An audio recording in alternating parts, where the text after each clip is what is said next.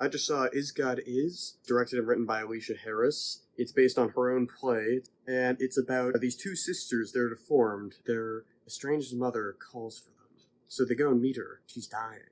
And she's also burnt. Why? Well, their dad, he burnt them. And their mother? Well, she wants them to make him dead. So it's pretty much these two sisters just going on a odyssey looking for this horrific figure and finding all the people he came across. I love a good revenge story. But here's the thing, not every revenge story is great, okay? It's a pretty simple formula. It can get very repetitive. Is God Is? Not repetitive, not standard. Well, it gets repetitive. We'll get to that. It really sticks out, though, from the others, alright? Now, first off, I'll just have to compliment it now. The makeup here is outstanding. It is great makeup. I could see this getting nominated next year's Oscars. The makeup branch is based like that. I found Alicia Harris's vision behind this to be really unique. Her choreography here, you could definitely tell she has a theater background. She uses the similar choreography of these two sisters to kind of establish their relationships. There's a lot of cutting to split screen shots here, and usually like a ton of cuts to split screen shots can make you lose focus. However, I found that Alicia found a lot of really creative ways to keep you focused on what she wants you to be looking at. I'm legally blind and I was able to keep up. The two twins sometimes just start speaking without words, like text will go up on the screen. And that's not just a gimmicky character thing, no, it does more than just act as a trait.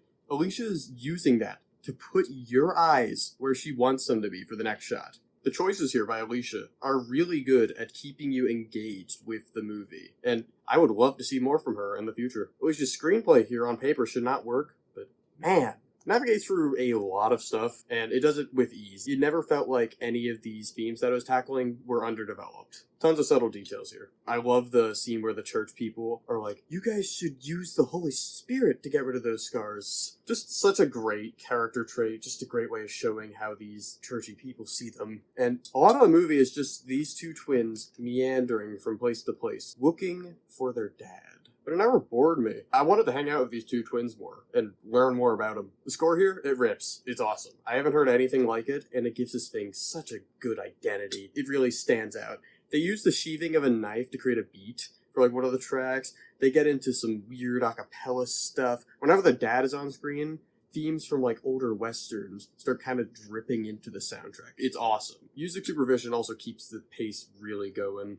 And man, this movie got a very satisfying sound design for a cigarette lighter just opening up. Great sound design here. I really liked all the characters here. And you know what? The movie's pretty funny. Yeah, sometimes the jokes can be a bit hit or miss, but like, this movie got a scene in it that feels right out of There Will Be Blood. That gotta count for something. Also, there's some fantastic line deliveries here. Over the course of the film, the movie gets darker and darker, and I was having a great time with the first two acts. But man, the pacing just really slows down once we hit Act 3. It doesn't completely derail the film or anything.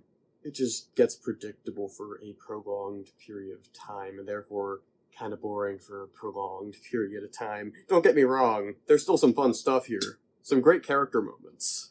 And the scenes in Act 3 are there for a reason. I just wish there was some brevity to it, okay? That said, the ending is fantastic. Like, wow. Really can't imagine a better way this could have wrapped up. Hit me in a way I did not expect. This movie has its flaws, but there's more than enough creativity here to make this worth a watch. I'd give it an 8 out of 10. Go check it out in your theater. This movie deserves more attention. I hope to be covering Alicia Harris again one day on this channel. Very excited to see what she does next. Go see it.